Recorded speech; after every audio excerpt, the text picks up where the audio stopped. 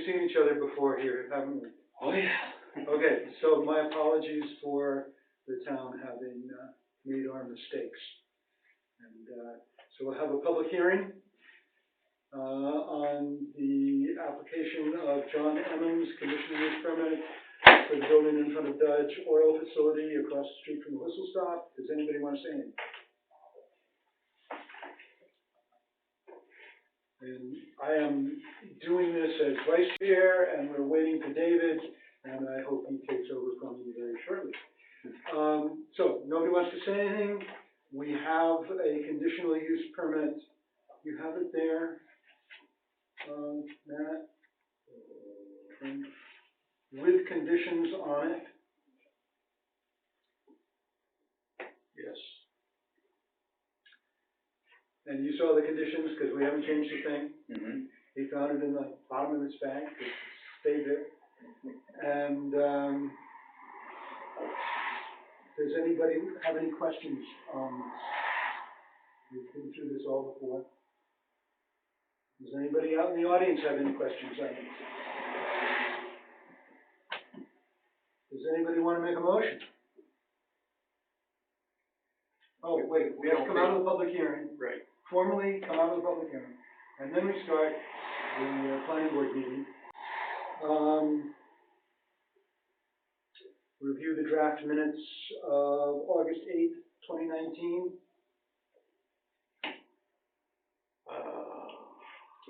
I've read them and make a motion that we accept them as written, as long as Nickel has corrected my name from Stricker to Fricker. So we have a motion to approve the minutes with an amendment. Is there a second? Is there a second? Any discussion? All those in favor of approving the minutes? The minutes are approved. All right, consideration of Mr. Emmons' conditional use permit application.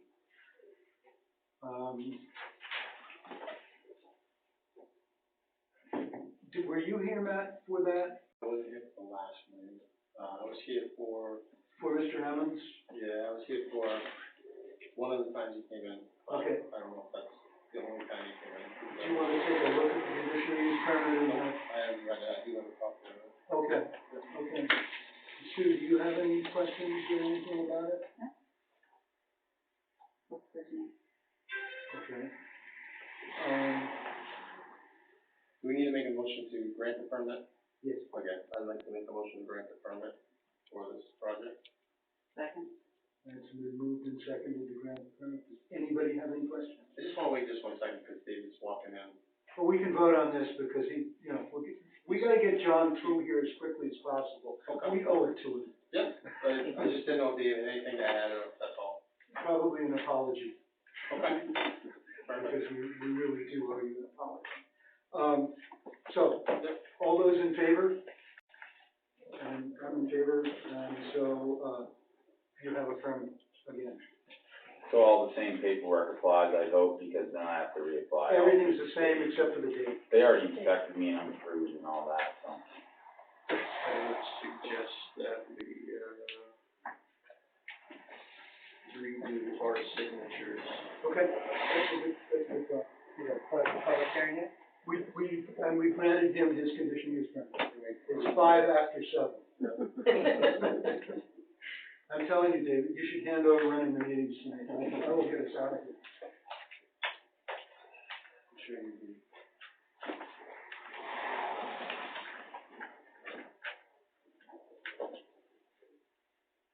Oh, and it's all typed up. Great. You do good work. Yeah. Not much else.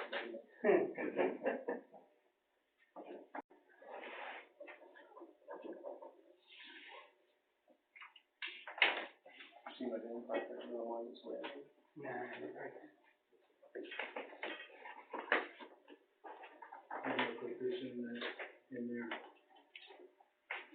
So you have the original. So, just replace the signature page and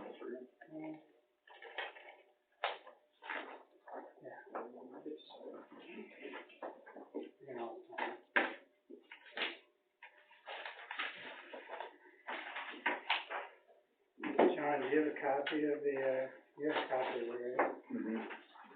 You just make a copy of this. So what we did is, I typed out the conditions.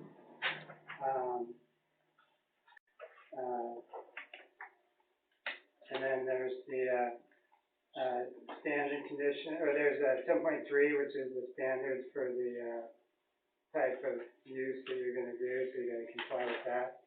Then there's the standard conditions. It's all stuff that we talked about before. So why don't we take 2 seconds and, unless somebody wants to get him a copy, What do you need now? copy of this for John?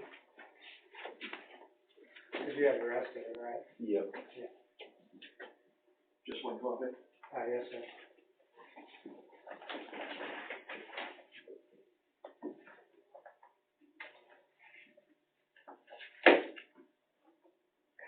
Do we have the minutes from the last session, or do we wanna waive We those? already We approved already them. approved them with the, with one change that, we change Stricker to Fricker. Okay. Yeah. You don't like Stricker? Yeah. That's kind of like our child, who's driving. I feel stricken when I see Gonna start moving here. So the next thing would be a discussion of the Northeast Watercross Championship Organization Statement of Intent to operate a campground and commercial outdoor recreational activity, without a conditional use permit. And you'll be done in just a second. As soon as he comes back, you can take off, because we're not gonna talk about this again. At least, yeah, no. I created the agenda, so I guess I should take the first initial swipe at explaining this, and then Joe can speak second. No, I would like to speak first, Ah, and I would like to recuse myself from any discussion of, nature's wilderness or their land or land use. of nature's wilderness, land, okay. So this activity is taking place purportedly on nature's wilderness property. So, I'd ask, before you recuse yourself, I'd ask that you, if we are willing to, and you can do a voluntary recuse all you want, Yeah, because we have a quorum, it's not crazy important, but, is it something that you would like to, air in a public forum, or do you prefer to have, it be, personal? I'm not really sure about the question. I just thought I'd recuse myself because,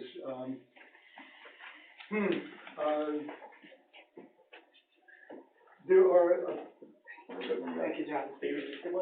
I seem to have made up my mind that, the people involved are, not trustworthy, are continually breaking the law, and, I can't have I can't have an open mind in considering their matters.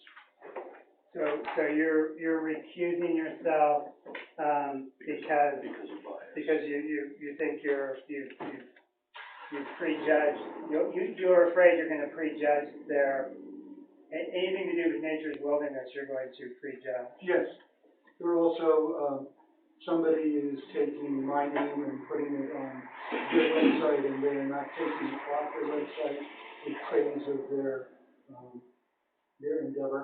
Okay. And so I'm being harassed by them, and I don't think that being harassed by somebody should be a reason, not that I think that should be a reason to have to recuse, but it's a reason why I'm recusing. Okay, so I'd like, just to have the minutes reflect that you're, and I think it's your right, you're voluntarily recusing yourself, and it's not something that we as a board have voted on, or asked you to recuse yourself. So if in the future, you believe that the grounds for your recusal no longer exist, you're welcome to, return to the board of your own volition, and there's no affirmative vote or anything that we need to do, because it seems to be a voluntary personal issue. Thank you. Okay. So yeah, so you sit out there in the audience, like the fine people out there. I've got a friend. So back to the, item agenda. I put it on the agenda, because, I received, several different comments, from people just letting me know that the organization, had, put on their website that, they were gonna have an activity in Baldwin, and so I checked out their website, and saw that it was at Nature's Wilderness. But I think there are two distinct issues. Nature's Wilderness is one issue, Northeast Watercross is another issue. They link up at a certain juncture, but, so anyways, with regard to Northeast Watercross Championship, they have said that they're going to put on a 3-day event, Friday, Saturday, Sunday, which would be a watercross event, on a property in Baldwin. You guys may recall that they previously came to us. This is on their website. Yes. Yeah, originally they wanted the mill pond down. Yeah, they came to us and talked to us about the possibility of doing Mill Pond, and we talked to them. You know, we wanted those meet and greet, talk about what concerns we may have, talk about how it may fit into our ordinance, and, you know, kind of gave them some friendly advice. I think mostly it was talk to the neighbors, because those are going to be your biggest opponents or proponents, depending on which way they go. And so they left, and then I saw this on the website, and I got concerned because it appeared to me that they were going to operate a campground and what's it called? Northeast Watercross No, Championship. commercial outdoor recreation activity, which is which requires a permit under our ordinance, and we can take a look at that section if anybody wants to take a look at that section, but it's prohibited unless you have a permit. I thought we should talk about it. We are clearly not the enforcement arm of the town of Baldwin.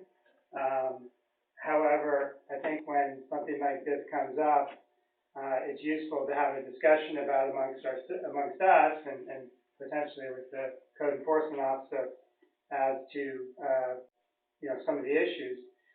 I think it's also important because one of the things that we talked about when they were here was, I don't know what this thing looks like.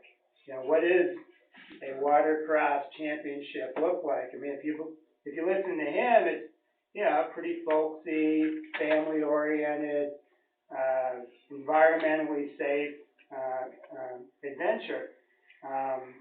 And so if in fact they're going to do this, to decide whether or not there's any issue with it. If they're going to do this, wouldn't this be a great opportunity to get some information about what the event looks like? So if they do come before us with a permit application, you know, we have some data on maybe how loud it is, how the people act, you know,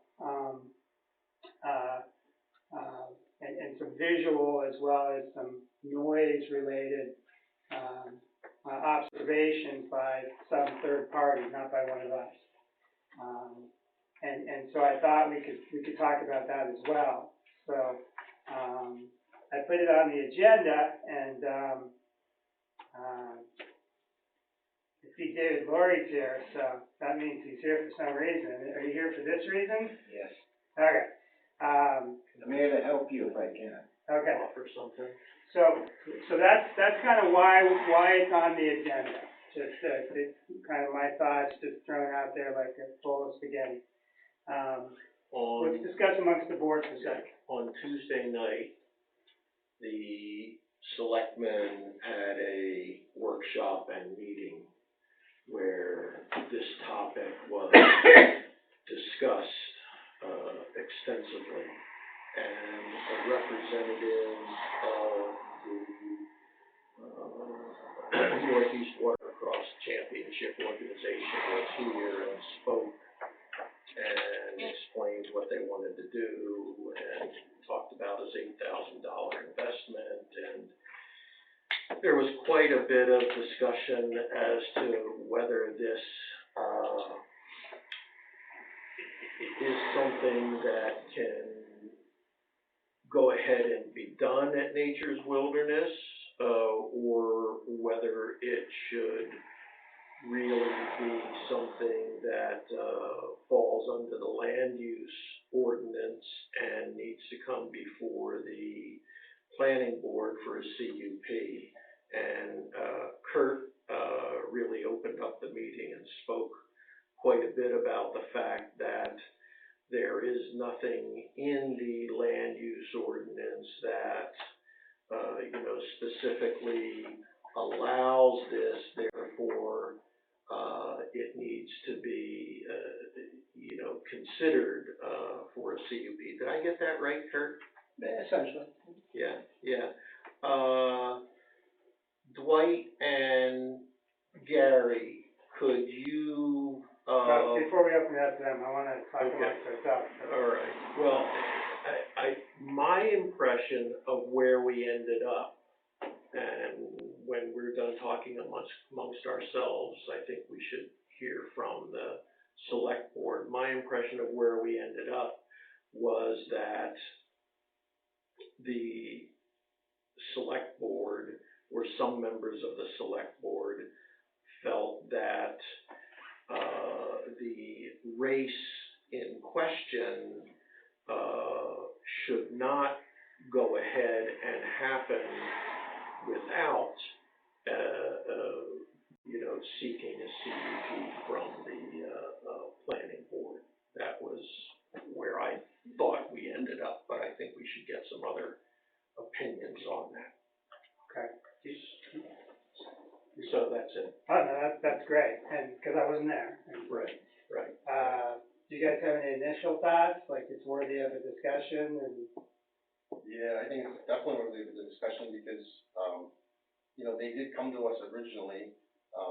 I don't know what happened in between as far as, In between, after the Watercross organization came to us, and the next step was supposed to be gather information, talk to the neighbors, and come back to us. In the interim, two things happened. One, the select board passed a mass gathering policy, and two, if I got this right, Wes contacted the guy from Northeast Watercross, Steve Reynolds, and told him that he didn't need to go through with the CUP because there was now a mass gathering policy that would cover what they wanted to do. And somehow, and this is a mystery to me, somehow the location got changed from the Woodmill Pond to Nature's Wilderness. And then, of course, the other thing that happened after that, which Steve Reynolds was unaware of, is that we had a planning board meeting with the selectmen in attendance where we hashed out the approach to mass gatherings, and the decision was that the select board would rescind the mass gathering policy and that we would take an approach to develop a mass gathering ordinance which would be voted on at a town meeting. And that, of course, was news to Steve. Excuse me. Okay, so let's go to David Laurie now, because David Laurie is A lot of being paid this by is- the hour. A lot of this is never know, but, a lot of this is news to me because, the special event policy, which was adopted, was apparently borrowed from the town of Cornish. And it's not actually a mass gathering policy at all. It was a single-use policy. It was like for having a one-day event, and it didn't depend upon how many people were coming or anything like that. And the policy, I was consulted with regard to the policy, and I said, as I believe the planning board said, that they didn't have a legislative authority to adopt anything like this, but that they could certainly, how to put it, since it was, it was a single event policy, it was probably within their discretion in terms of prosecuting after the fact, whether they were going to adopt a policy so that everyone would know what their expectations were, and, because that's all they can do is decide. I think I compared at the time to Obama's, decision not to, exercise a prosecutorial authority over immigration. Right. The DACA program or something, that they could do something like that, they could tell people in advance and offer themselves guidance in the future, so they aren't arbitrary in dealing with situations like this. They'd have some guidelines themselves, so they would be tempted to be arbitrary depending on who's asking for a permit in the future. They would have something to look at, but it's not an ordinance, and it didn't deal with mass gatherings at all. It was intended to deal with single events. Like, I thought this, until I got here today, I thought this was a one-day event, and it sounded like they're planning on camping there as well, which would be closer to, being clearly a violation of the ordinance if they're having a campground, without a permit, even if it's a single event for 3 days, like a Boy Scout camporee or something like that arguably would also need a, single use permit, which might be ridiculous to go through that exercise if it was a Boy Scout doing it. Right. But- Unless it's 4,000 Boy Scouts. Yeah, well, actually, the state law is, 2,000 for mass gatherings, 2,000 and more than 12 hours. They're doing less than 12 hours on one day, but they're doing 3 days here. I mean, arguably, if they had enough people coming, they'd be under the state, permit requirement. I don't know how many people are expected to come to this event, but arguably, it could come into the state, if they turn out 2,000 Right. people, it could easily be under the state thing. There's a Woodstock type ordinance governing people being asked to sanitation and so forth type of regulation. Right. Not ordinance. Right. But anyway, just to clarify, the policy, as I said before, I drafted something when I was consulted about this originally to clarify that this was a special event non-prosecution policy, although it was garbled. I mean, that's because I was trying to use a program that didn't work too well, and you can see it. I don't fault the board for not adopting it because it's almost unreadable. Yeah, well, I think the nice thing about that, offshoot is that the selectmen agreed in our joint meeting that, we would prepare a ordinance that would be included it would be adopted by the people at the town meeting as a land use ordinance. And so we and we would develop it together. And so they, at least I was told they were going to rescind whatever they passed.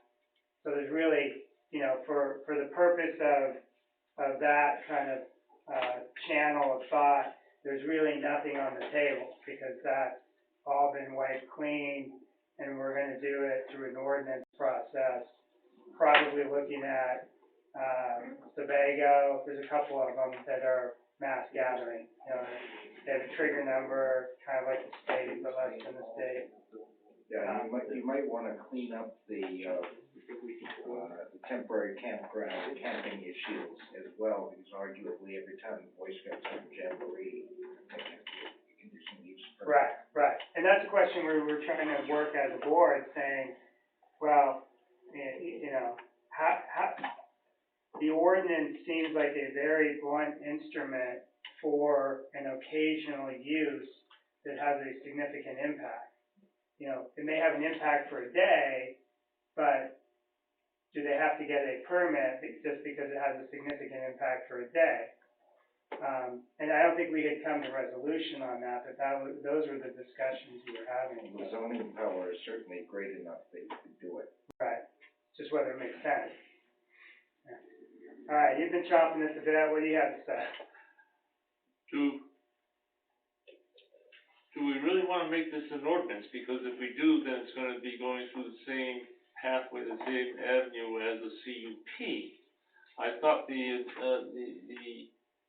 objective was not to have a mass gathering or an event as a CUP item, because the CUP would make it go with the land forever, but to make it just an event, a policy, and I was under the impression that policies can be created and adopted by the select board and not a town vote like you would for an ordinance. Yeah, you got a lot of stuff packed up in that.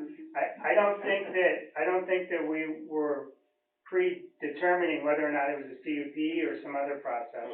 Well, I don't think- this year, but yes. I think it's, what I said to the board, to the select board was, and this was personal, it wasn't on behalf of the board, I don't want to be involved in the creation of this unless it goes before the town. So that would mean that it's some form of ordinance if it goes before the town. So all I know is we're creating something that is going to be an ordinance passed by the town. I'm not predetermining whether it's a CUP or something like that. Like, that hasn't been worked out amongst everybody. So but what you you're said two saying, if things. it becomes an ordinance, then it can be reduced to an event policy? Well, you can pass an ordinance that has different trigger mechanisms.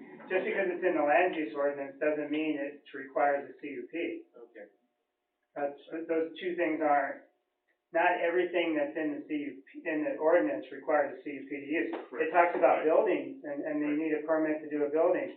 That's not a CUP item, that's you giving them a building permit item, so we could create a permitting structure just like the building permit. Okay. But you said you had two questions. Thanks. Well, another thought I have is not so much in creating an ordinance, but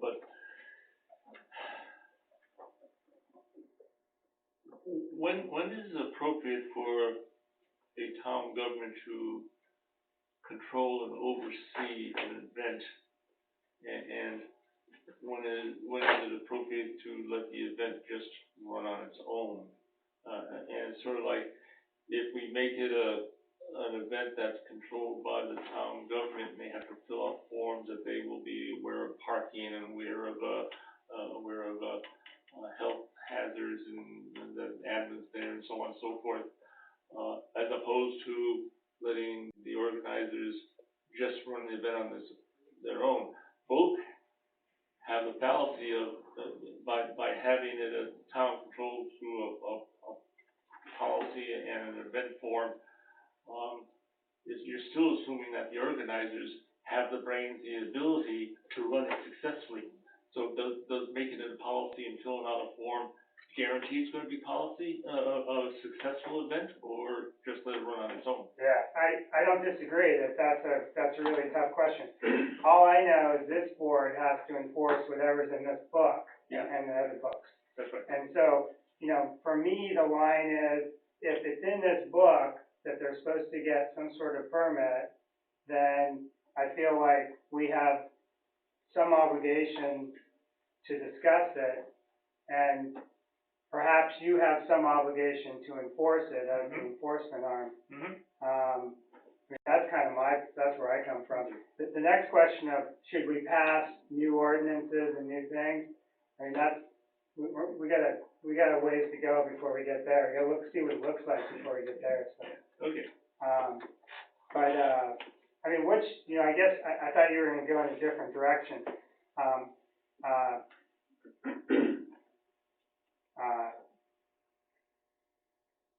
So I wanna have a discussion amongst the board real quick about a night shift, but the question that I think we're gonna come back to you with is, if Northeast Watercross Championship is operating something that comes under the ordinance, the question is, are you gonna enforce it?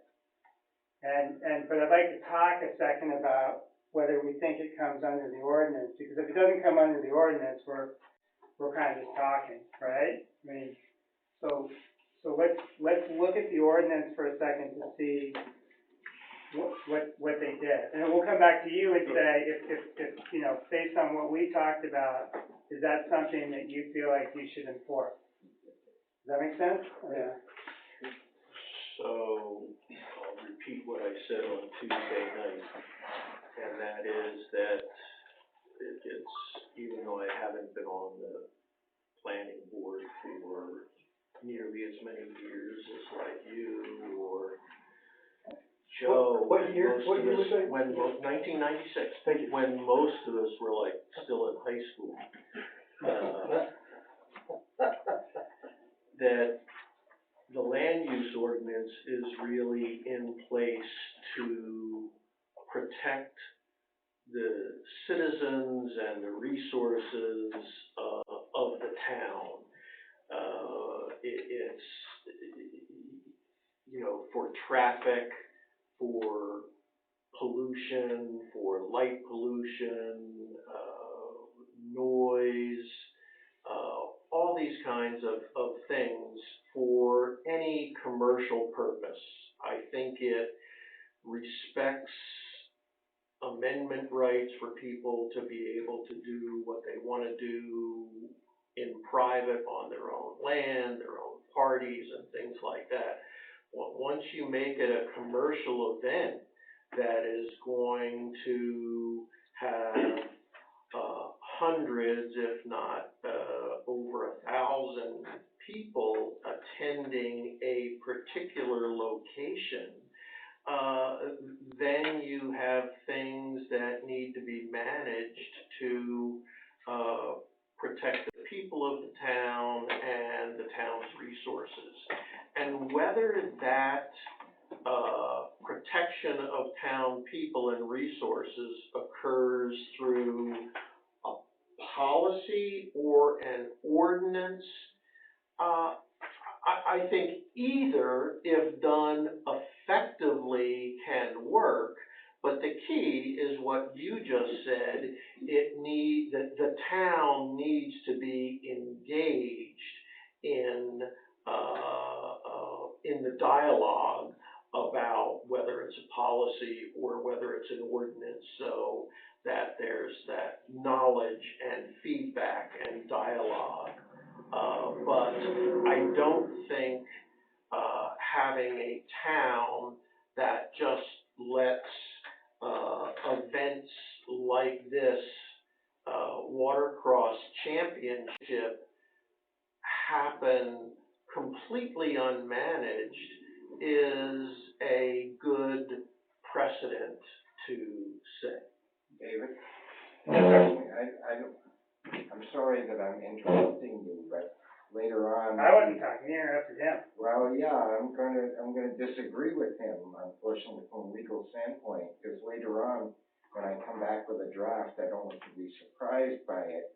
I don't see see how you can draw a real distinction between commercial and non-commercial mass gatherings. I can see putting in exceptions for a family, all the descendants of the Pierce family, where they have a reunion and there are 10,000 of them.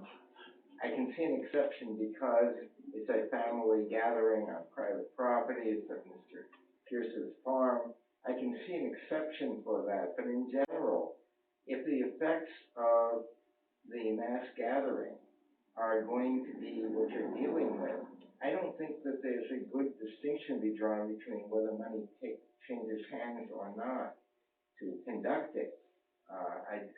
Because we're reacting to the impact on the infrastructure, not on the commercial or And it's non-commercial. gonna be the same whether money is changing hands or not. I'm just saying I don't think I could be wrong, I don't think that that's an appropriate distinction to draw in an ordinance. Okay, all right, well, that's good to know. That's fine, That's good to know. that's good to know. So when I looked at the website, the two things that I thought these folks may be doing was,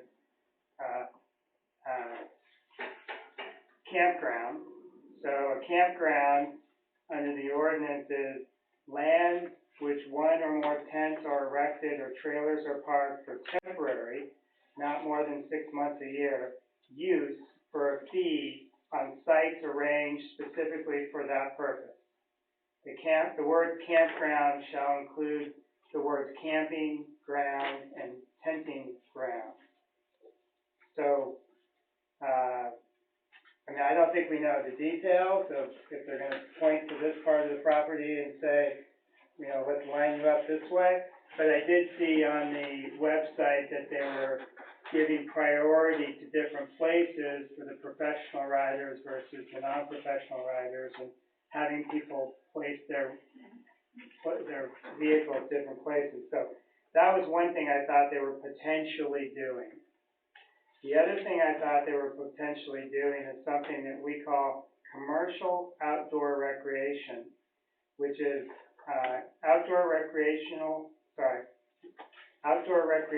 activities that are operated by an entity other than a unit of government and which are available for use for a fee, is your commercial aspect, for a fee, including but not limited to standard golf courses, ice rinks, tennis courts, cross-country ski trails, but excluding games and activities common to amusement parks. Private outdoor recreation facilities serving exclusively a residential use shall be considered an accessory use to the residential use. So I thought that they were having activities outside for a fee, not a government, and you could make it equivalent to an ice rink or a ski trail. And the fact that these definitions are in the land use ordinance means what?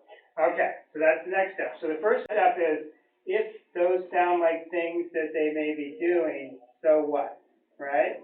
So nature's wilderness is in what zone? Does anybody know? Rural. Is it rural? Or okay, so you go to the rural zone.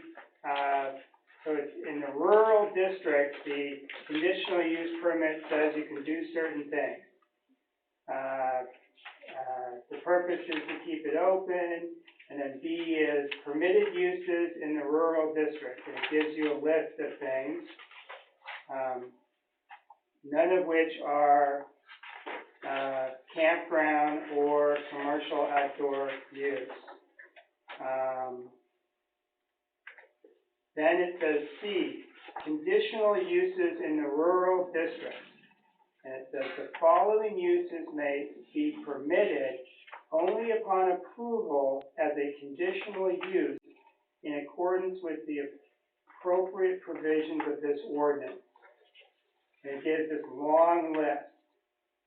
In that long list is campgrounds and commercial outdoor recreation. So if somebody wants to do these things in the rural district, the ordinance says they have to get a conditional use permit. Am I reading this right? Is it reading? Okay. Can I clarify what I was talking about before was the appropriateness in a mass gathering ordinance as opposed to a zoning? Oh, yeah, no worries. All right, go ahead. So when I connect these dots, I see somebody doing a use in the rural district that says it needs a conditional use permit. And, they haven't done it yet, but that's what it says. And that concerns me. And so the importance of the use is that certain uses are allowed without a permit. Some uses you need a permit. Some uses are prohibited. In the rural district, there are prohibited uses such as any use not allowed as a permitted use or a conditional use within this district. I think this is what you were talking about, was talked about at the selectmen's meeting, that if it's not in here as a use, it may be prohibited outright. Other things prohibited are recreational vehicles for use for more than 7 months, and no commercial facility over 40,000 square feet. Haven't had that problem in a couple of years. How big was the, dance, Dance floor? more? Yeah. I don't know. Not more than 10,000. Yeah, it surprised me if it was short term. I'd say it's probably 4,800, 50. So do we, and it's a loaded question, I don't mean it to be. Do we think that what this folks are doing sounds like it's a campground and commercial outdoor recreation? Yes. Okay. So then we come back to you, Wes. So the board thinks this, I mean, we don't know for sure because we haven't talked to them. I just know it's on the internet. And we all know it's all true, right? So if it, I guess with this information, does this sound like something that you're looking to enforce, or do you have instructions from the selectmen to do something else, or? Commercial outdoor recreation gave you some examples, those are only examples. It also depends on our imagination what other things would fall under that. Maybe watercross could be something that would fall under that, therefore it's permitted. You just laugh. I Why laugh- do you laugh? I laugh because, anything is, arguably something else other than what was intended in the ordinance. And, what can I say, anything, not only are a lot of things in the gray area, a lot of things can be placed into the gray area. If the right people are involved. It depends, every ordinance needs to be interpreted at some point. And, not every ordinance violation, I put it, when I looked at this at first, I thought we were talking about a single day's event, and I thought, that it certainly could be de minimis. And not every technical violation of the law, gets enforced, and enforcement comes after the fact. And then I heard somebody indicate that you could shut them down in advance, because it's coming up this weekend apparently, 24th and 25th. September. It says August 24 and 25, and September 14, 15. There are different sites for different events. So the one that's here is the last weekend in September. Well, even so, this is something which, Mr. Strzok knows that if you go into court to stop somebody in advance, there are different standards than if you're trying to enforce after the fact, which is what the single-use policy was aimed at. Right. And giving some guidance as to when you're going to take somebody to court, take an enforcement action, take them to court and make them pay a fine for having done it already. And the fines under the ordinance are not that much. Right. $100 a day or whatever it is. Right. And as I said before, not every ordinance violation should be punished. Yeah, kind of prosecutorial discretion, like, Exactly. if you, And, if you prosecuted every, person who had a single joint, you'd never leave court, so. And the Yeah. courts have said, in fact, that, they're not going to intervene when the selectmen make a decision on prosecution, on prosecutorial discretion. And, they're not, you know, you can't sue, no one can sue the town for failure to enforce its ordinances. Right. as So who before. makes the decision to enforce? Is it the CEO or is it the selectmen? Well, the CEO makes a recommendation. Okay. and- I can pick up from here. My authority is to identify a violation. When I do, then my authority is to correct the violation. And, I can't walk into a place or a situation and close them down. I just can't do that. My total enforcement is gentle persuasion. And it's done, and in some situations, I get a lot of mileage out of this. I'll walk in and say, gee, I didn't bring my handcuffs today, let's talk about it. And I get a lot of mileage out of that.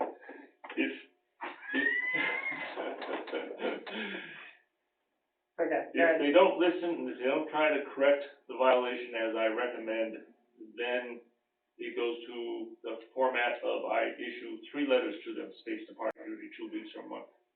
If they don't respond to those letters after the 3 of them and things are not corrected, then it's put into the hands of the selectmen and they decide whether to take it or to not. And the court is the only place where something can shut down or prohibited or not. I don't have that power. My only power is gentle persuasion.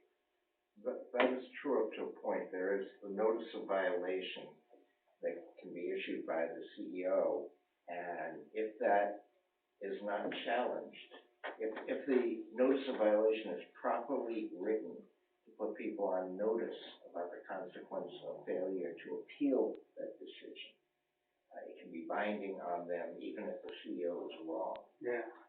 That's correct. When I write a letter of violation, there's a format there. I identify the violation and also the articles, numbers that, in the ordinance that applies to it. I indicate what are the correct actions and I indicate what their rights are as to appeal and whatnot. Well, and So it's not an overnight situation, it takes time. And there's only so far we can go with this, because as I started with, we're not the enforcement arm. Right. But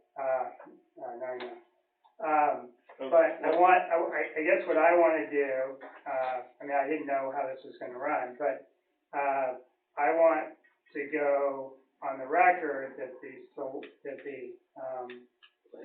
planning board, I forgot what we're called, the planning board believes that the intended use is inconsistent with the conditional use permit for the ordinance, let's just say the ordinance, that the proposed use by the Northeast Watercross Championship is inconsistent with the ordinance. And we're conveying this information to you as the CEO and to the selectmen as the enforcement arm of the town. You do with it what you want. We would appreciate enforcement, but that's up to you. Just let me finish. And to the extent that you believe that it potentially will violate the ordinance, we'd ask that you convey that information in writing and give us a copy of it, because it does have ramifications beyond this one event. And I'm not sure how much farther than that this board can go. I guess I'd open it up for discussion amongst the folks here if you guys want to discuss it, but I mean, that's all we can do. We can't, I mean, we can pound on the table, but that's only fine if you're rushing.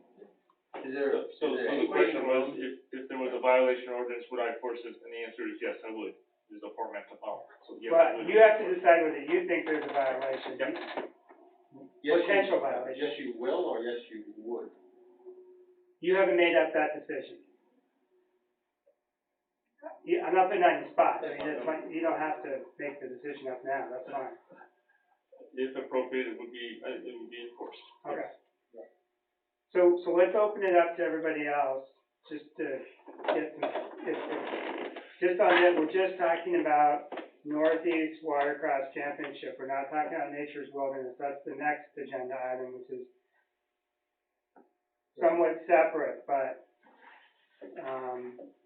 anybody have anything to say about, or want us to discuss, or information to give us about Northeast Watercross Championship, which, by the way, is not a corporate entity, it's not incorporated in the state of Maine, it's not, there's no entity, that's not an entity, I'm not sure exactly who that is, I think it's Mr. Reynolds, but, so, you had your hand up first, actually, I should give the select, do you guys want to say anything? I mean, you guys, okay, so you had your hand up first, and then you had your hand up. I just want to say it's a great disappointment on my part. It used to be that the selectmen and the planning board used to try to enforce the ordinances, and they used to try to get people to get along. And we now have a selectman who represents Scott Efron, and Scott Efron is a serial violator of the land use ordinance. And it's very upsetting to me, that's all, that this should be going on in our town that we all love. Couple points. The folks associated with this event have been suggesting that if you do something only once a year, you can do it, even if it violates the ordinance. There's nothing in the ordinance that says you can violate the ordinance once a year with impunity. Secondly, it's not even once a year. Late last October, Northeast Watercross ran its first championship up at Marston Pond. In July, there was another commercial racing event there called the UTV Rally Rush, which, as I understand it, is ATVs, which are larger than normal, on a 8-mile or so course racing. Then this is scheduled for late September, the Watercross Championship. And then in early October, it's scheduled another UT Rally Rush race. So that's 4 commercial events in less than a year. And these are commercial events on both the Watercross and the UTV Rally Rush. There are entry fees for racers. There are prizes awarded to racers. There are charges for spectators, gate passes to come into the facility. Also, the Northeast Watercross has said that what's coming up in October will have music, bonfire, barbecue, fireworks, vendors, campers, camping rather, and more to follow, as we'll add details on Facebook. This is not a private recreational event. It's clearly a commercial event, and the once-a-year loophole doesn't only exist. This is 4 times now in less than a year. So you're saying that commercial racing events have already taken place at Nature's Wilderness? Last October, I think it was late October, was the Northeast Watercross Championship. Then in mid-July was the UTV Rally Rush, same thing, entry fees, spectator tickets that were charged, prizes awarded. That went on. I don't know how many people were there, but they were held up at Marston's Pond. I thought you went, like, the way you seem to know about it. Well, I saw signs. There were signs all over Senator Rock Road saying, with arrows, this way to the UTV Rally Rush. Okay. And what in the world's a UTV Rally Rush? So I looked it up, and then I heard it later on. So that's how I knew it existed. That's how I knew the Watercross went on late October, because inside my house, I could hear the noise, and I'm over a mile away as the crow flies. Yeah. People told me all the way over in Chase Road, which is probably 2.5 miles away, they heard. So yes, what's coming up would be the 3rd event in less than a year, and the UTV Rally race website says they're having an event up there in early October. Do you know what the website is for that? Yeah, UTV Rally Rush. I've got, Yeah, the UTV Rally Rush is just UTV. UTV, yeah. What does UTV stand for? I think the U is utility terrain vehicle rally rush, is that right? As opposed to an all-terrain vehicle.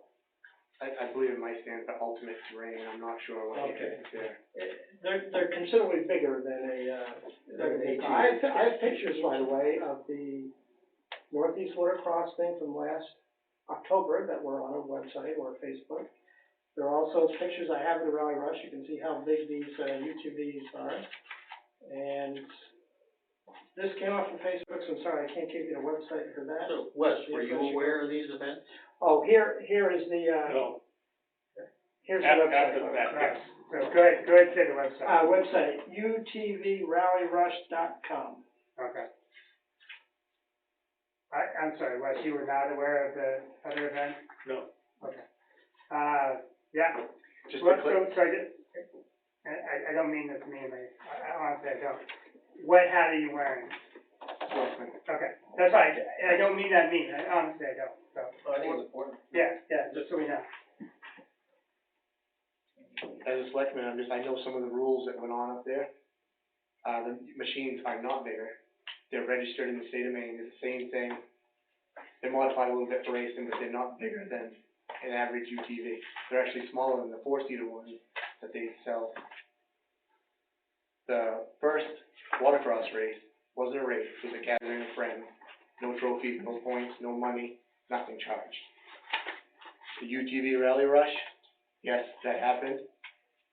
I thought we were okay doing that. Was Steve Reynolds at the last get together?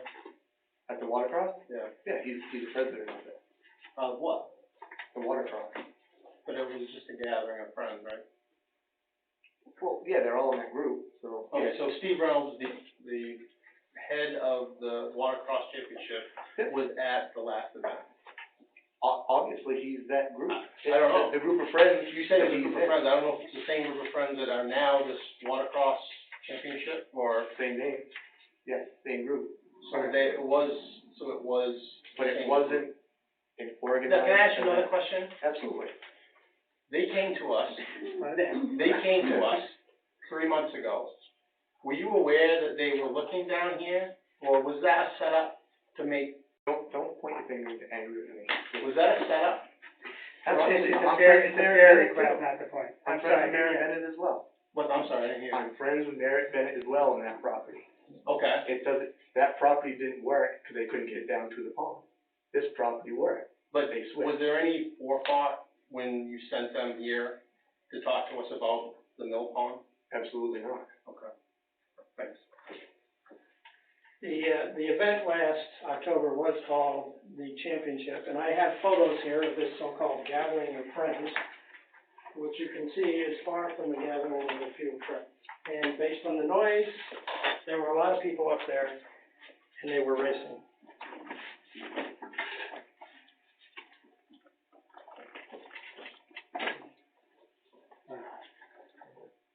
I also have a question. Can we keep those, or are those?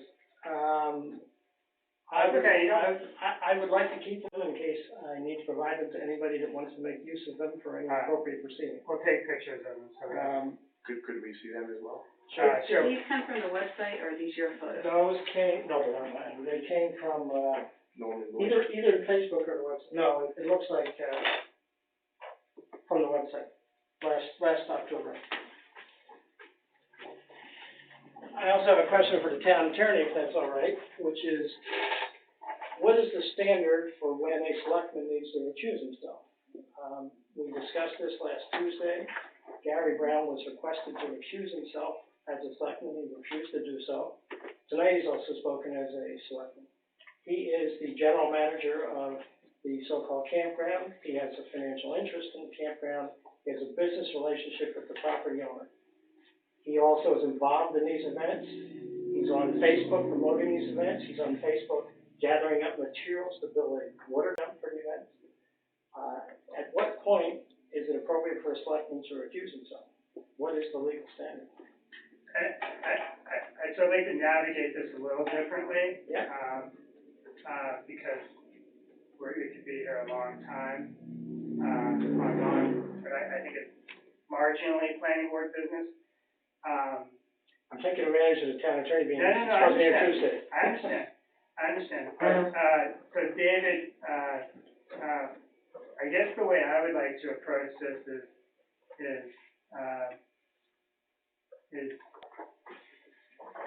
how do we navigate this issue?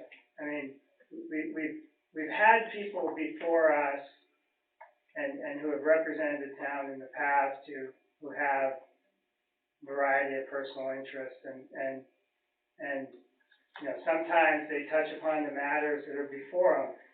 As a board for us, we always look at financial interest, and if there's any financial interest, or if we're on a contiguous, I think a lot that we're talking about is contiguous to, and even that's not enough, but it's for us, I'm just saying for us.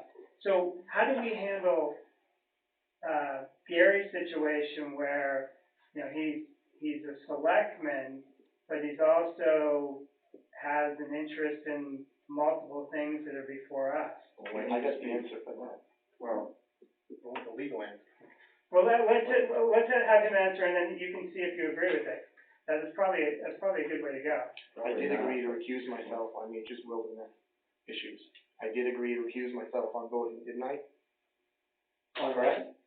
On Nature's Wilderness No, issues. I didn't hear any willingness to recuse yourself at all on Tuesday. On Tuesday night, look back at the video, I did say, I will recuse myself and not vote on anything to do with Nature's But Wilderness. the point that was made was this involves Nature's Wilderness, because Nature's Wilderness owns the property. Nature's Wilderness, according to the Northeast Watercross Championship Facebook page, is renting the property to Northeast Watercross. You have a business relationship with the landowner. That's a situation where recusal is appropriate, and that's why it was requested. Potentially. So David, Okay, there's a difference between attending a planning board meeting where he's not a member of the planning board, and his status here is the same as anybody else sitting in the audience. And he's not required to recuse himself as a member of the public. So can, He can talk like anybody else here. When something comes before the Board of Selectmen, that's where the recusal rules kick in. And in fact, they're somewhat broader than you indicated, because under a famous case you may or may not know about, Tuscan versus Smith, it's the appearance of being tempted. It's a very broad standard, the appearance of being under the temptation of putting your own financial interest ahead of your public duty. It's that appearance, if the public can reasonably believe that you would be tempted to do that, then you have to recuse yourself. who makes that decision? Well, in the first instance, Mr. Brown will make that decision. He has apparently made it with regard to things that come before the Board of Selectmen that involve his employer. I'm not sure exactly what his relationship is, but it's evidently financial in nature. But he's the one who makes the decision in the first instance.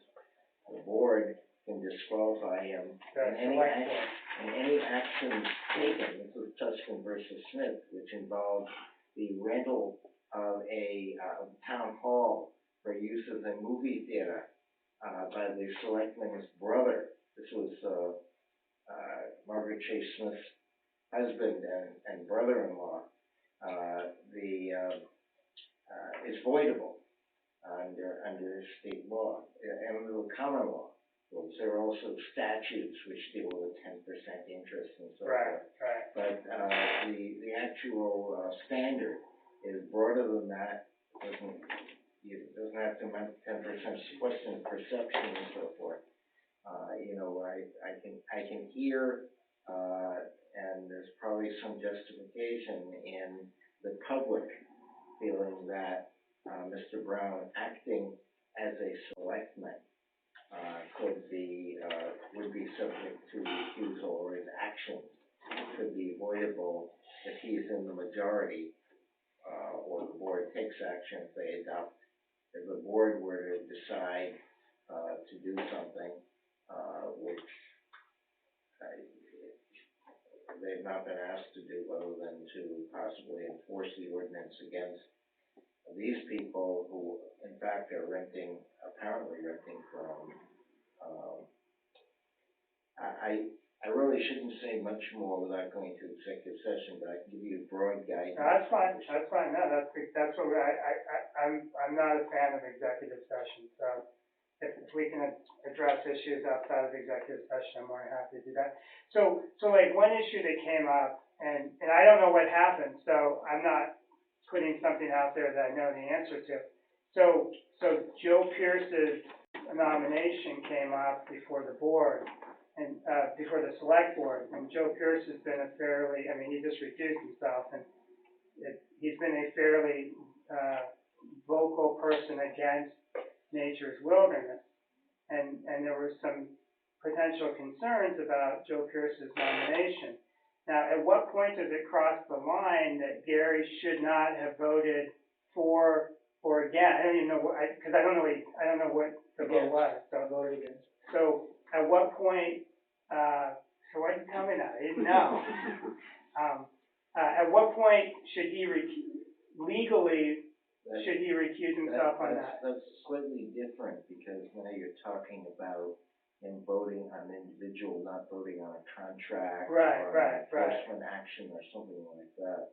And there could be other reasons why he voted against Mr. Pierce. Besides that, there is a perception problem there,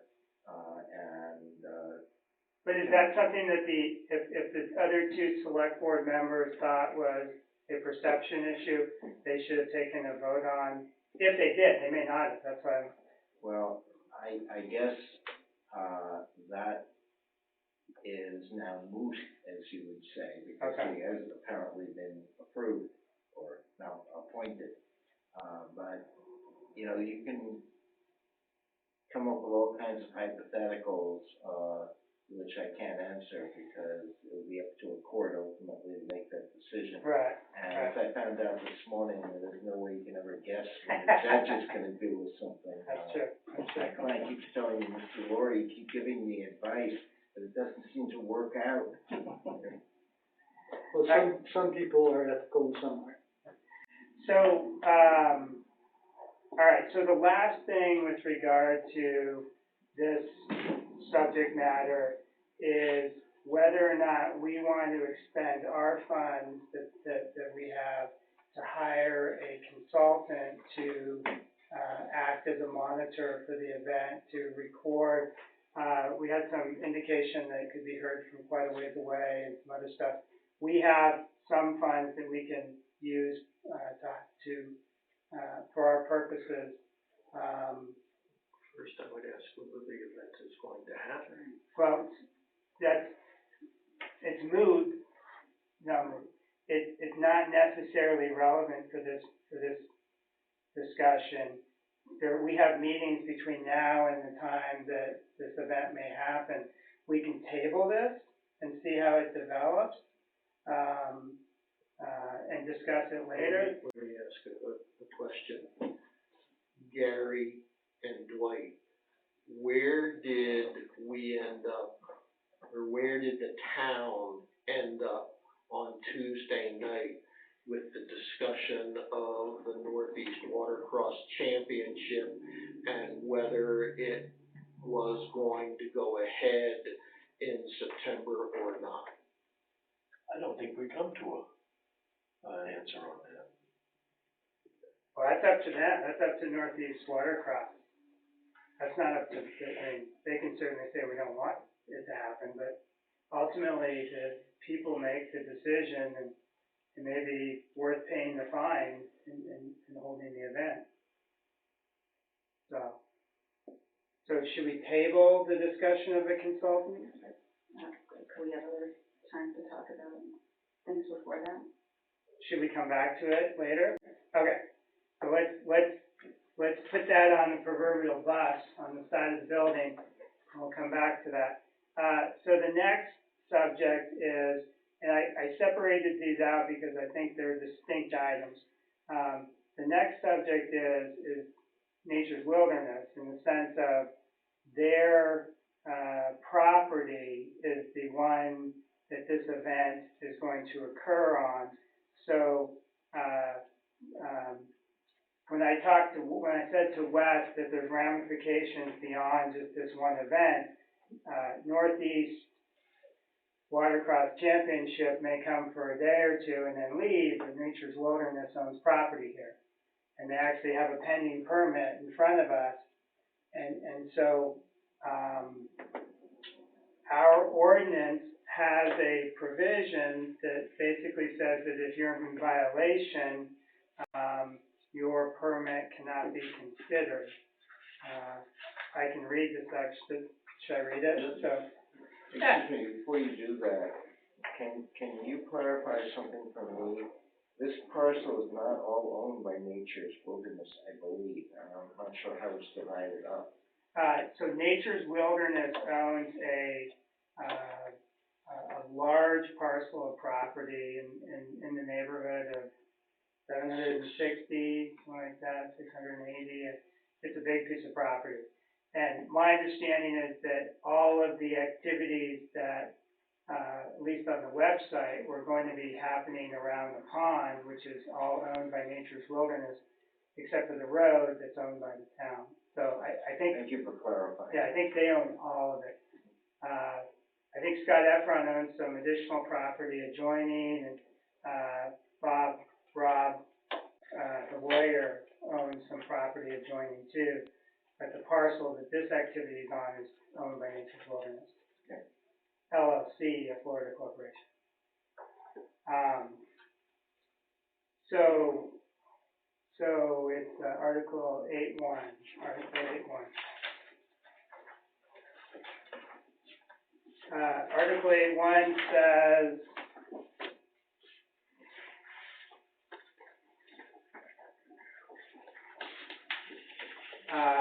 second sentence, an application for a conditional use permit for site plan review approval must be denied for any property where a violation exists until such violation has been corrected or resolved.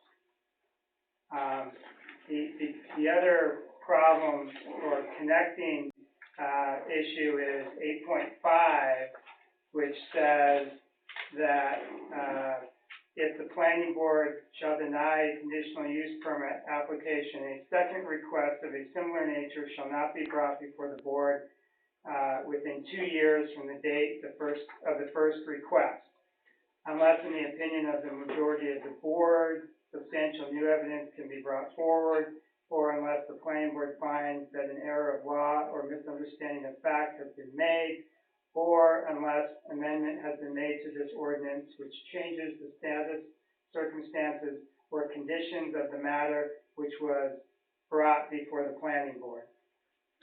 So, denying a permit has a pretty significant time ramification for any applicant. And so, when I was talking to Wes about, ramifications, so this use, David, I need help with this. So if, let's say this Northeast Watercross holds the event, we think it would be in violation of the ordinance, but the CEO hasn't committed, nor am I asking you to. If the CEO does not identify it as a violation, is it a violation for the purpose of the ordinance? Well, I thought that what you read was, it has to be in violation at the time, and, this event is going to be over at some point. I mean, you can hold it in advance, or you're saying you might deny it now. I think it'd be appropriate for me to go into executive session with the board and then give you advice on whether you're going to deny the permit, whether the ordinance covers such a denial or not. No, I don't even want to go that far because we're not there yet. What I'm concerned about is more of a kind of a minute detail that the ordinance says that if they're in violation, then the permit, let me make sure I say it correctly. If they're in violation, I reviewed the ordinance recently, but I didn't review that section. an application for a conditional use permit must be denied for any property where a violation exists until such violation has been corrected or resolved. So the question is the word violation. If we believe there's a violation, but the CEO does not believe there is a violation, is there a violation? Or is that getting too far into It the sounds weeds? like if a tree falls in the woods and nobody hears or sees it. Well, it goes back to the prosecutorial issue that if he chooses not to prosecute an issue and doesn't identify it as a violation, we can't just say it's a violation. I think that's likely that a court would reach that conclusion. You can't on your own determine it. It's initially up to the code officer to determine it's a violation. You can't do that on your own, probably. That's super helpful. I think that's super helpful. That makes it, and I know you're not saying that's an absolute truth, but it's super helpful for us to stay within the guardrails of what we're expected to do. So I think that if you were to issue an NOV, a notice of violation, then you would have a pretty clear guidance that the violation existed, at least at that point in time. Okay. And then there's a whole bunch of other questions about whether we have to make a decision at that moment versus deferring to another time. Those are other questions, which I don't necessarily want to, well, we'll see. And the word exists means that at that point in time, when you take the action. But whenever the application is pending, we can take an action. That's a question. I mean, that's more of an observation. I'm saying if the condition continues until that time, here you're dealing with a brief moment in time, what the courts call a transitory situation. I have a little bit of a problem with that, David, because my observation is that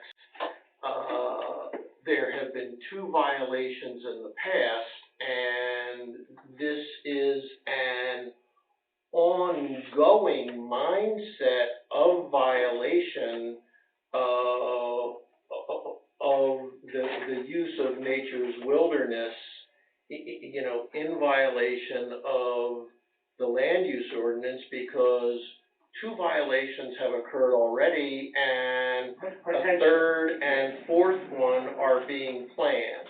So,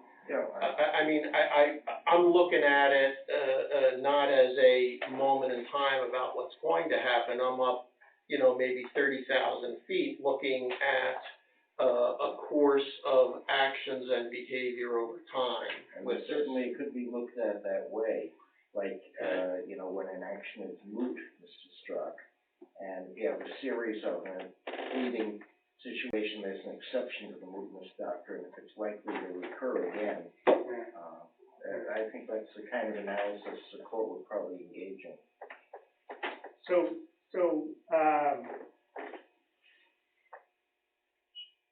This has been super helpful. One What do we do? Yeah. So, it actually bothers me that we're using words like de minimis, single use, and transitory during the conversation, because I think that makes it look like Baldwin's not willing to do anything to give any teeth to something that was passed by the people of Baldwin.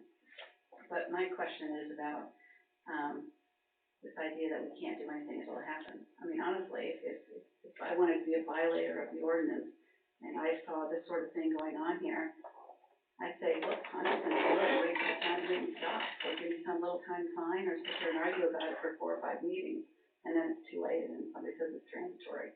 So my question is, isn't there a vehicle for us to do something in advance of an activity? What's the town's ability to get a temporary restraining order or a permanent restraining order, stop it in advance?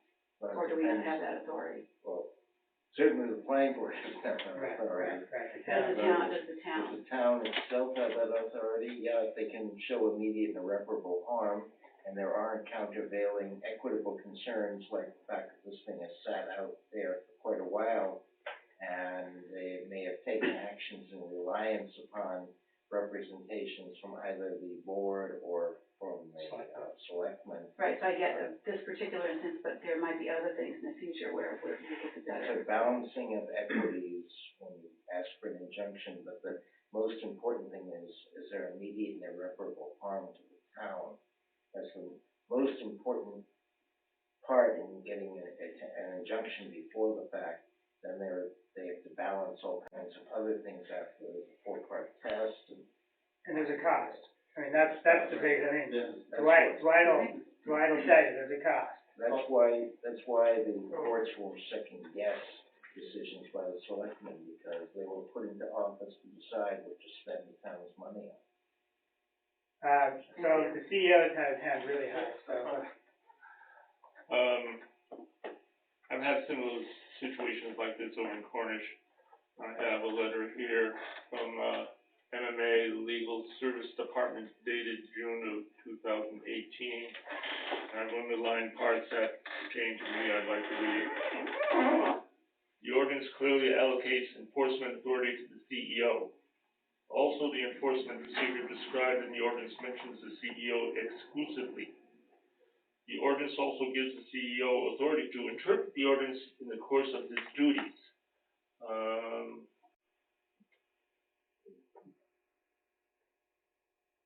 The ordinance gives the planning board authority to review and act upon applications for site plan review approval and other uses requiring permits. But nothing, in this provision suggests that the planning board has the authority to interpret the ordinance and determine whether the violation has taken place. This is from MMA. Yeah. So Yeah, I basically think what's it's probably saying, consistent your with that. job is here, I interpret things out in the field. Yeah, And I guess that's why David was asking you whether you feel that there's a violation or not. Okay. What is the violation, that you're referring to? the prospective violation. But again, I'm not gonna put you back on the spot. I just wanna be clear, because there seems to be a lack of clarity about what our position is, and, you know, that we, as you said, once we walk out the door, we have no more authority. And I'm okay with that. That's not a problem that I have. But it also gives you clarity about what we believe. Yeah, okay. And you can go do what you're gonna do and just let us know what you've done. If I were to read my crystal ball right now on how the conversation went, you might be thinking, because this Northeast Watercross is gonna hold an event, it's in violation to Nature's Wilderness. They're two separate things. That's why I separate them out. They have two separate issues. So as we're talking about Nature's Wilderness, I think that it is informative to our assessment of their conditional use permit application that they, if you find it to be a violation, I think it's informative to our review that they are conducting activities and allowing activities to be conducted in violation of the ordinance. If in fact it happens, if in fact you find it to be in violation, I think that's informative to our review of their application. Potentially, with regard to 8.1 and the mandatory denial provisions, potentially with regard to some other requirement that we may want to talk about, a condition we may want to talk about. That's why I brought it up that way, is because I think they're two separate issues. It's more than just the planning board though, David. On Tuesday night, Kurt Olafson, as a citizen of the town, opened up the meeting, to the selectmen with an explanation and basically a complaint, if I'm using the words properly, and Kurt can correct that if he wants to, that the land use ordinances of the town were being violated by the activities, the past activities and planned activities of the, Northeast Watercross Association. So it's not just the planning board coming to you with this issue, it's citizens of the town that laid this out very clearly to the select board and the CEO on Tuesday night. But that goes beyond our jurisdiction, so I'm trying to keep us in our, Right. in our lane as, what's that, the guy who has the son plays on the Lakers, the baller again. Sorry. So David, can I ask you just a question about what you just said? Yeah, and then, yeah, okay, yeah. All right, well, can we do him first? Matt and Kirk, in your opinion, that group that was here Tuesday night, was that an organized group or just a spur, people showed up to voice their opinions? Was it an organized group? In your opinion?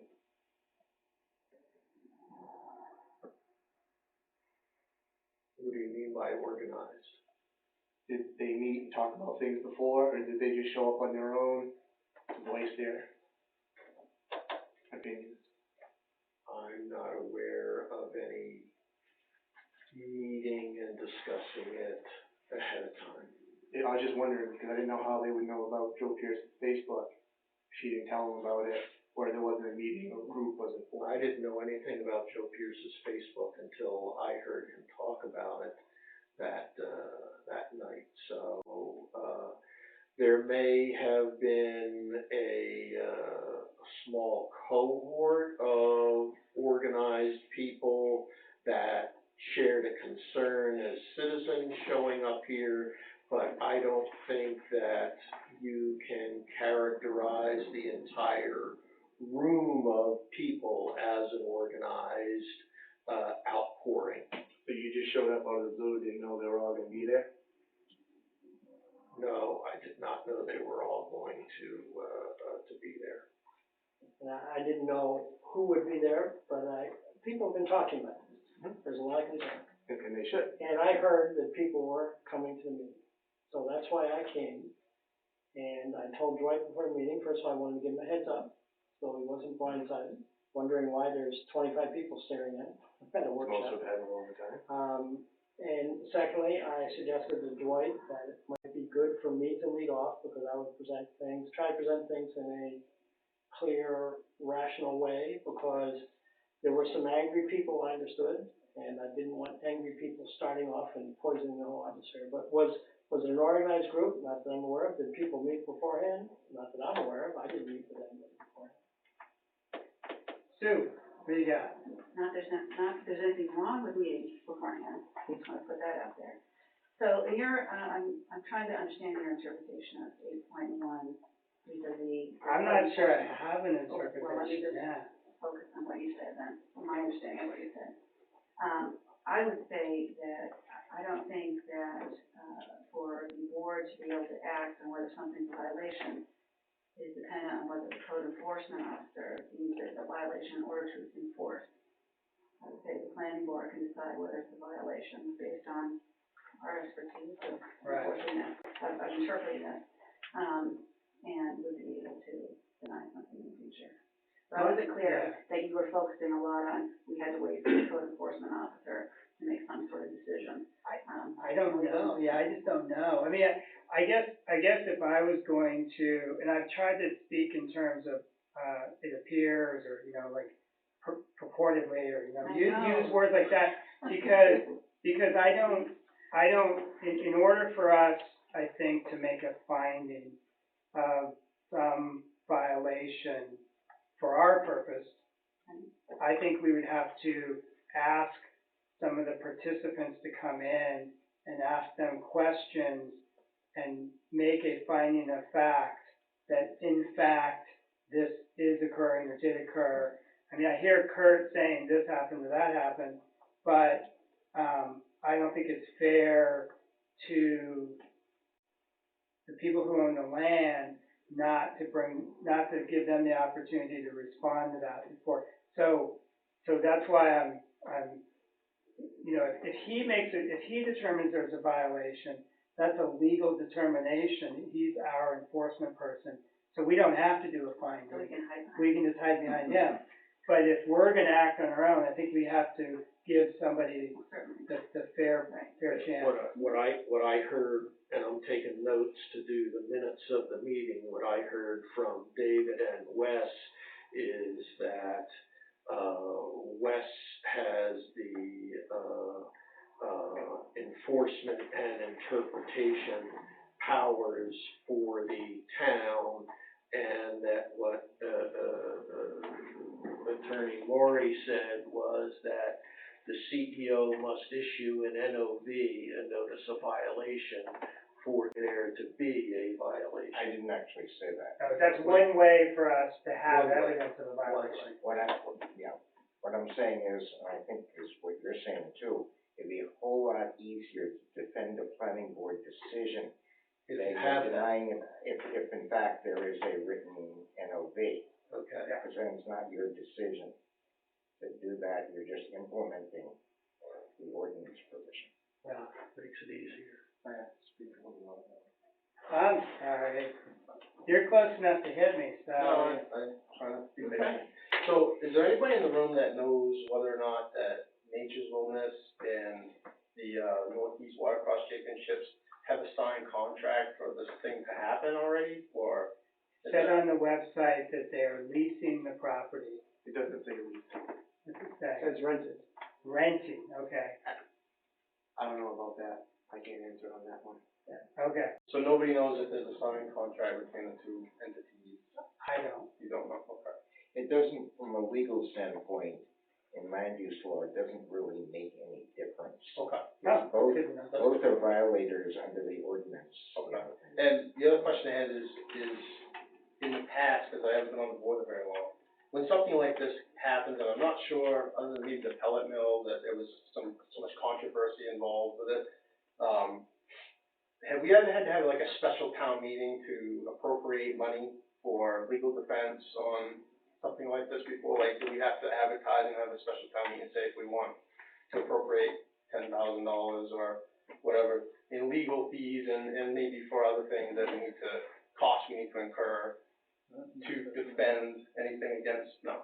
Well, we have a line item for, We'd have to see how much Legal money's in that fees. budget first, but you know, once you get But to the if end of there's the not year, enough you're money in the budget to cover whatever activity, whether it be legal fees or something else, Yeah.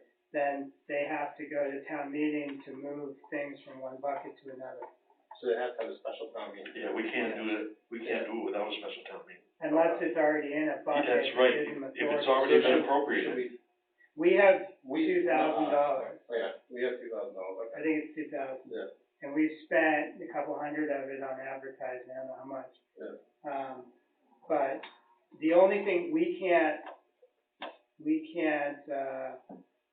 can't enforce, so that's outside of us. So it's not, it wouldn't be our budget. Okay. No offense, still worried about tonight's services are being paid for through, That's their question. Into the town. Yeah, Just so you know, I had Danielle call David today to see if he was available. Yep. We had a selectmen's meeting Tuesday night. It was a very good meeting. A lot of stuff come out of it, and it was fairly civil. I didn't call it too awful bad and stuff. Yeah. But it bothered me enough, and I thought we ought to have some more. I'm not a lawyer, no, I know- I I think know it's great the legal that guy. you're here, I just so that's was why I curious where asked the if money was David coming could get from. here and interpret some stuff Yeah. for us. I just was curious where the money was coming from, and geez, it sounds like we're gonna have to be spending a lot more money to deal with issues to do with Nature's Wilderness and maybe this Northeast. potentially, that's not us. We've got 4 lawyers in the room, I don't know that we've reached a conclusion yet. That's all my questions we did. So, are you done? I'm done. Okay.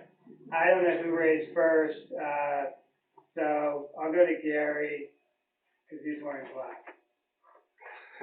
This may make No, it we- easier on everybody, I'm sorry to put you on the spot, Mr. Laurie. But just say Northeast Watercross comes in, and it is a 2-day event, like it's advertised and they talked about, regardless of speculation of camping, everything else, if they adhere to the policy, they sat down and talked to the selectmen, they said, we're gonna have fire safety, we're gonna have game wardens on site, sheriff on site, parking, nothing in the town road, everything. If they adhere to what we accept, is that a violation of the ordinance for a 2-day event on the property? But it states it's 3. It does state it's 3, but it. Okay, so just say 3, that's all. There's a lot of things on the internet. Before he Are you answers, asking David or are you asking me? I'm asking David, because he answered, that may clarify for you. If he says one thing, so my understanding, just because I don't want him to answer that. And it's my meeting.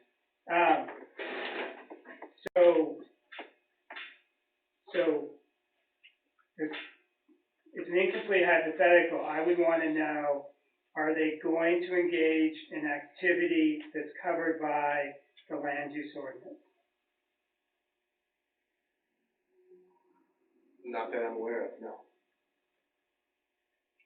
So they're not going to engage in any commercial outdoor recreational We activity? talked about the commercial, it doesn't matter if they're making money. It doesn't matter. Right, but Correct. there's a definition of commercial outdoor activity, or whatever, I'm sorry, that's not the right word, commercial outdoor recreation. There's a definition in the ordinance of what that is. Are they going to engage in what that says? There's a definition of a campground in the ordinance. Are they going to engage in that activity? If the answer is yes, then that's one question, posing one question to them. If you're saying they're not going to do anything that's in this ordinance, then that's a different question. And I think it's important to clarify which question you're asking them. I don't think It's having a water. appropriate to ask me that here, especially, from a selectman who may or may not participate, when, I have to deal with that in presumably an executive session. Okay, so he's punting on that because it's not our question and he can't go into executive session with the selectmen, at a planning board meeting, and I don't want to go into an executive session for that question. So he's punting it. Is that, unless I get overruled.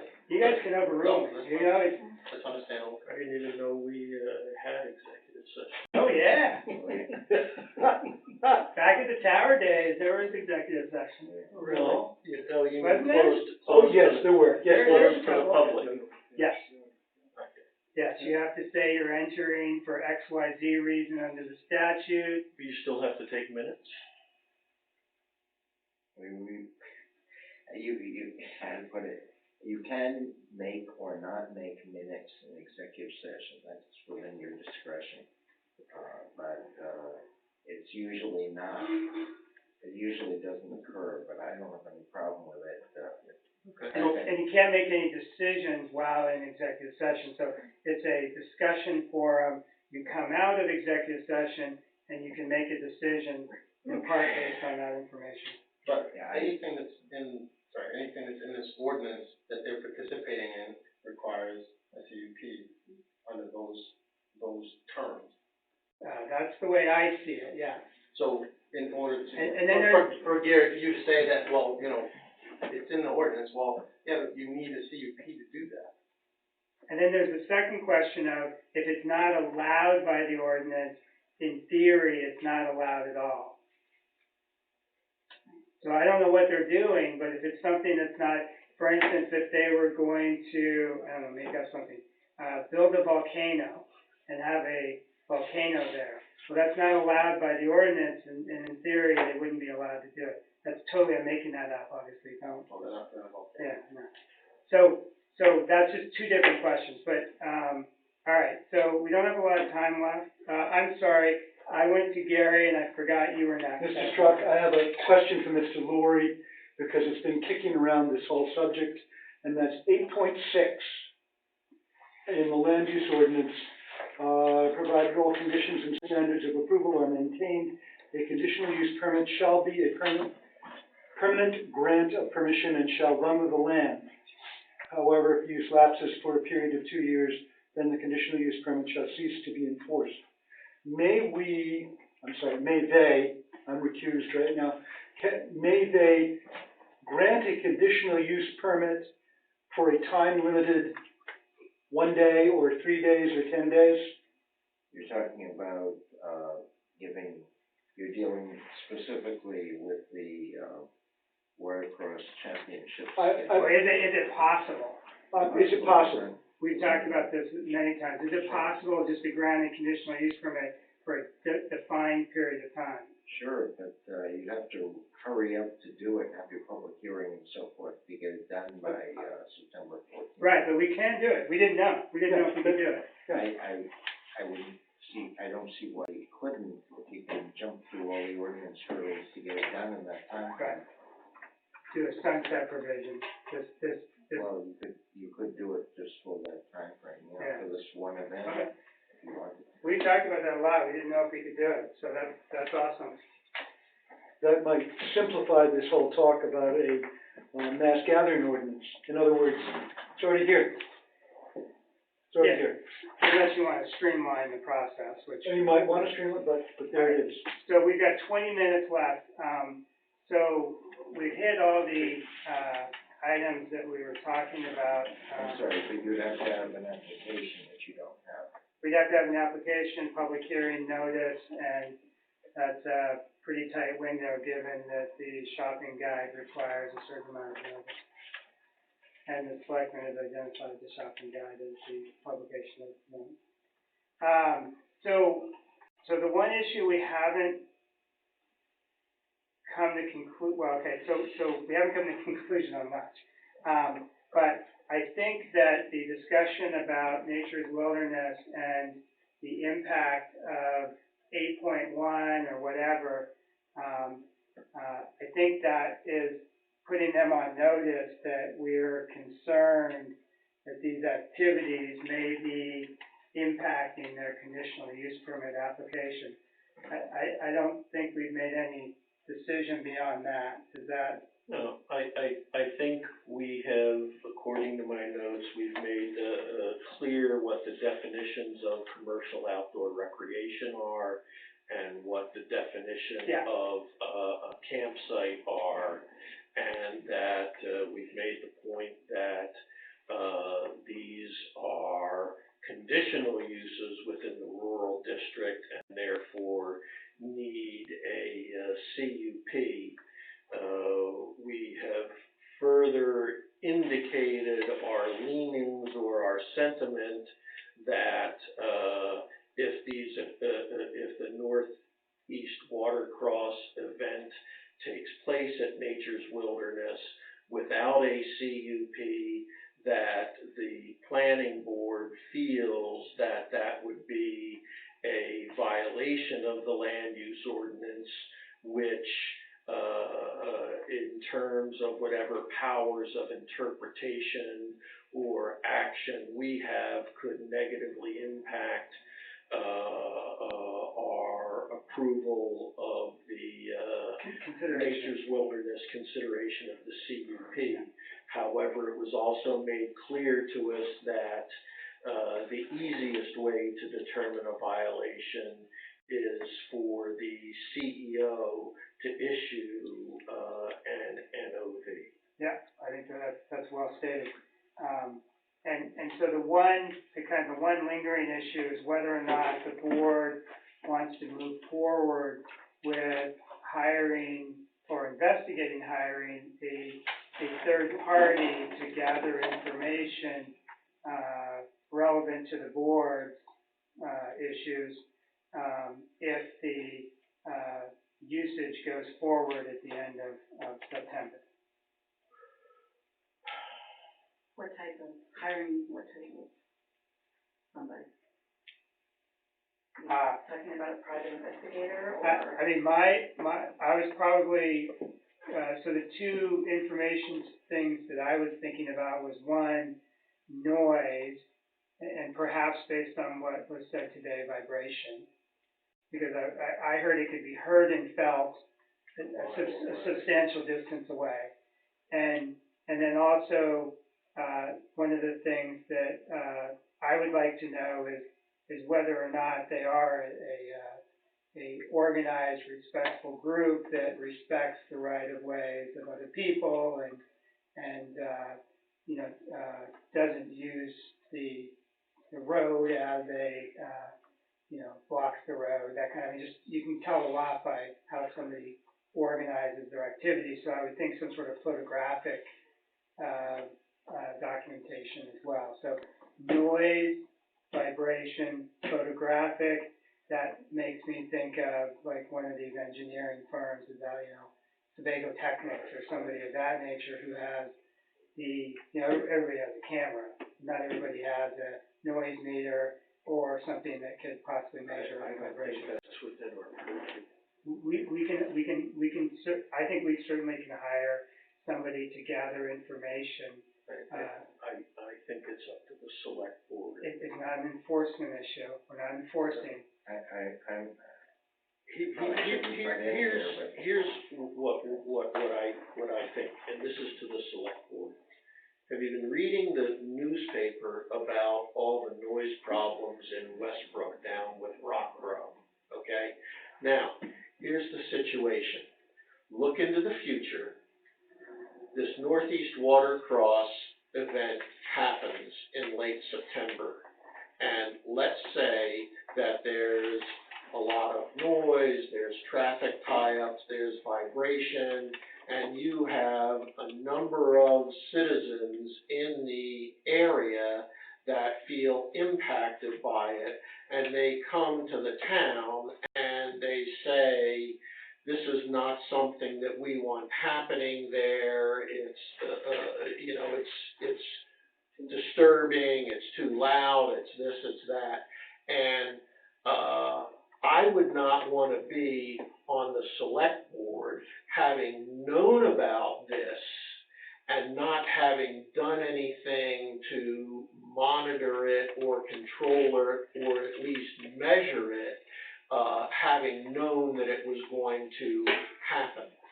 So, and I feel it's more in the purview of the select board to get ahead of this thing rather than react to it afterwards if citizens come to you with problems.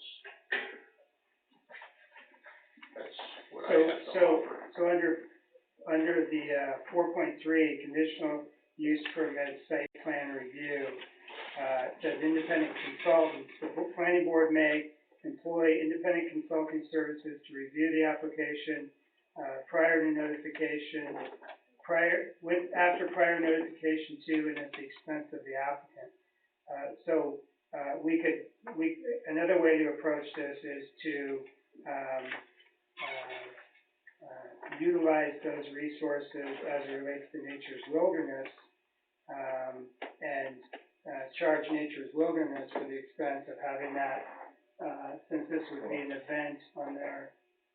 Okay, I'm not sure who the applicant is going to be. Well, we have an application today for Nature's Wilderness. You do. We do. You do, and you have the ability to impose conditions on your approval for Nature's Wilderness.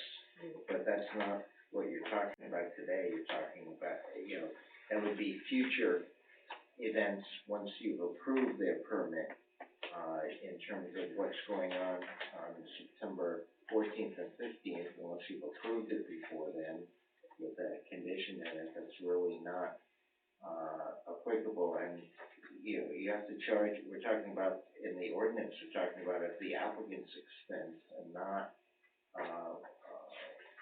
the taxpayer's money. I don't know what was appropriated to you and for what particular purposes. Just for our use. Just for your use. You're going to Mexico with it or whatever. Our use as planning board. I think it's within our power, and I could be wrong, to, I'm certainly not going to Well, give you an I opinion guess on the that. way to look at it, David, would be that the learning here is that the Nature's Wilderness CUP would at some point need to be amended to cover these types of activities, because whether they're renting it to a person with a Class A, B, or C camper or a tent, or whether they're renting their facilities to the Northeast Watercross Yeah. Championships, it's still a rental of Nature's Wilderness. So it would mean a couple things. It would mean that the current Nature's Wilderness CUP is incomplete because it doesn't indicate, you know, this particular use that has happened in the past and is intended to happen in the future. And it would also allow us to engage a monitor, you know, under the Nature's Wilderness CUP, since we haven't received a CUP from Northeast Watercross. Yeah, I mean, I was really thinking of it more as the Watercross with a great opportunity to understand what this activity is and its impact on the surrounding environment. I guess it's equally true for Nature's Wilderness, what they may be doing and its impact on the surrounding environment. I think that would be super helpful for us to get that data if we could get it. Yeah. I was hoping to ask Gary a question. Sure. Okay. In the two events, like you said, there's kind of like two separate events that have already taken place, like a friends gathering. Yep. How many were in attendance as far as spectators and participants? If you're talking about the day of these pictures right here? I didn't look at the pictures, I don't know. That's what she- I just heard that I there don't was know what a, she's talking about. Yeah, that's the you said there was a That's the gathering, Friends gathering. there was I a think. gathering of something that went on, it So was if not you're an talking about organized. this one right here, Okay, there was probably, I'll say 100 okay, to, guess a little high, 150. okay, and that was just of the friends. That was on the And front. then there was a UT something. UTV race, yes. And how many spectators, participants, as far, like, There was 25 participants, okay, and there was probably 75. so roughly the same amount of numbers? Yep. And do you have a projected amount of this northeast The watercross event, Yes, realistically, 800 to 1,000, but okay, I said 1,500 just to err okay. on the high side. So significantly higher numbers compared to what's already gone on. Because it's an event. I'm not judging, I'm No, just I'm asking just compared answering, I'm to answering your question. what they've experienced, and, okay. And these here that's portrayed as a race, I don't know how that is, this is a gathering, but these are Baldwin residents, and that's actually our neighbor, right there. Gary, a gathering of friends, come on, 150 people? I'm having a gathering. Water under the September bridge, 14th. water under the bridge, All right. not No, for I'd this like to meeting, answer, I'd like to answer that. not for this meeting. I wasn't trying to start anything, I was just trying to get numbers. Selectmen, what are the chances that you guys might be interested in hiring somebody to gather information regarding this event? I'd have to look at the budget Well, and see what, it would come out of the, wasn't there $5,000 that was set aside for? listen, where I worked on the waterfront and stuff, we had problems in there with noise at night. So the city made them, you know, do some noise studies and stuff. They spent $42,000 1 week on noise studies. Everything up on the western prom, down on, it's not a cheap deal. So I'd have to, so getting back to you again, I mean, we're at the end of our budget cycle right now before new tax bills go out and revenue starts coming back in. I'd have to get together with Debbie and see, because I can't tell you where we would pull $40,000 out of right now. Well, we're not talking $40,000, we're talking $1,000. If we can't do it for $1,000, then it's not, like, we're not gonna spend $40,000. Well, I'm just making the point that, But yeah, I'm tighter than you are. I'm just thinking we have the ability to gather, potentially, I don't know if it's gonna happen, but we have the ability to gather some data. And why wouldn't we gather data? Yeah, Gary. And that's what we did with the event policy, we gathered data. We met with them, they talked about exhaust, noise, safety, everything, that's what we tried to do was monitor. We didn't plan to take pictures, but we had a meeting with them, we sat down with them, had everything planned out on paper. The fire department was hired to monitor traffic and everything. The exhaust has been modified to aim down towards the ground to be quieter. There's a lot of, we're all speculating it's gonna be the worst thing that ever happened. It could be great. It could be. I'm actually not, that's not the point at all. Going back to Matt's thing, it could be a good thing, could be a bad thing. We don't It's a know. violation. For me, it's really not a question of whether it's going to be a good event, a bad event, a happy event, a sad event. It's a concern that if we, the board, don't take seriously people saying that they're gonna violate the ordinance, then there's no reason to have the ordinance. Or the Or the board, Yeah, exactly. yeah, I mean, I don't show up here for fun. In our defense, we just incorporate it in the way we have. So that's my sole concern. I like this Steve Reynolds guy when he came, I assume it's one of the guys that came in. I liked him. I thought, was he the driver or the other guy? I don't remember. Here's your driver. Was he the driver? They were both pretty cool guys. I thought it was right. I looked at the website. I think it's pretty cool stuff. Can't believe you can do it. But that doesn't mean it doesn't violate the ordinance. And that's where I'm at. And so, That's the whole thing is by doing things with just doing it your own way on your own schedule and not going through the correct process, which you should know by now, the correct process to do stuff. And I'm speaking to you as a representative of Nature's Wilderness, you should know that this needs to go through. I mean, you as selectmen had them come sit with us to possibly to start an application for a CUP. I did not tell them to come see you. Okay, they came to us. you were here though, weren't you? I was here. Yeah. Yeah, they came to us to talk about having a CUP to do it down in the mill pond, and basically that's as far as it went, and then the next thing we know is Nature's Wilderness is hosting an event, the same thing, without a CUP, up to your facility that hasn't been approved to be used for a facility yet. So that's the whole point. Personally I'd like to go see it. But I probably won't because of the circumstances. And it seems to be over and over and over again with you and Nature's Wilderness that you just keep doing things like this just because you want to, I guess, just because it seems like. I don't agree with that. I keep doing. I'm sure you don't agree with that. In the past, we all know that. We're not gonna. No. We don't bring that up. I keep saying the same stuff going over and over. Yeah, we do seem to be But having the this same wasn't conversation. behind closed doors, hidden. It was a Doesn't lot matter. of conversation. Doesn't matter. A lot of conversation. And I caution It does the board, by the way, What's that? I caution you and the board, individual board members are not supposed to conduct their own investigations, and it makes your decision on it, likely to be overturned. That's happened in a couple of cases. What specifically you talking about? Yeah, where people went out, the board members went out. He doesn't want us to go to the thing. Oh, that's what I said. I would love to go to it, but I won't go to it because of the circumstance. Thank you. So Yeah. they have an open house coming up, and, just so you know, Nature's Wilderness. Not the watercraft stuff.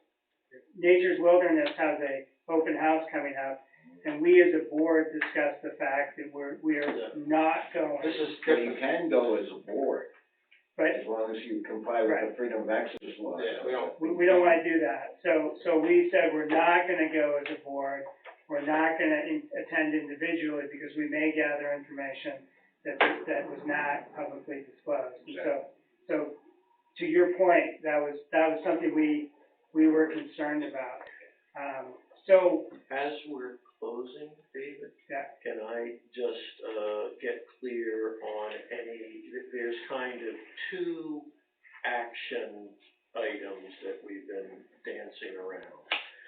One is, and I wanna make sure we're clear on this for the minutes, that you and the board formally requested the CEO to advise us whether he believes that there is a violation of the land use ordinance in terms of the definition of campground and commercial, outdoor recreation in the rural district with the Northeast Watercross Championship activities at Nature's Wilderness. Yes, all except for the fact we're not asking for his interpretation. If he takes an action, we want to be informed.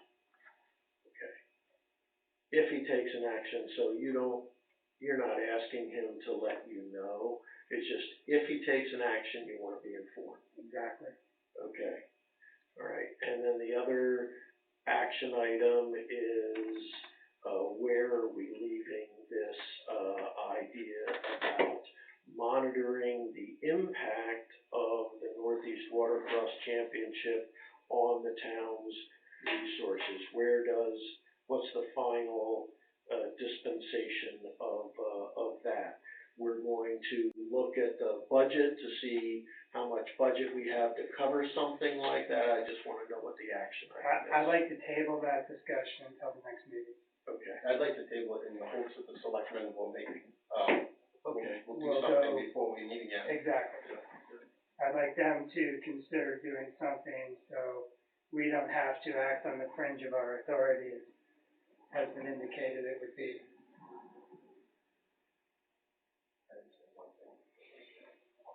So, we can pose that question at the next meeting.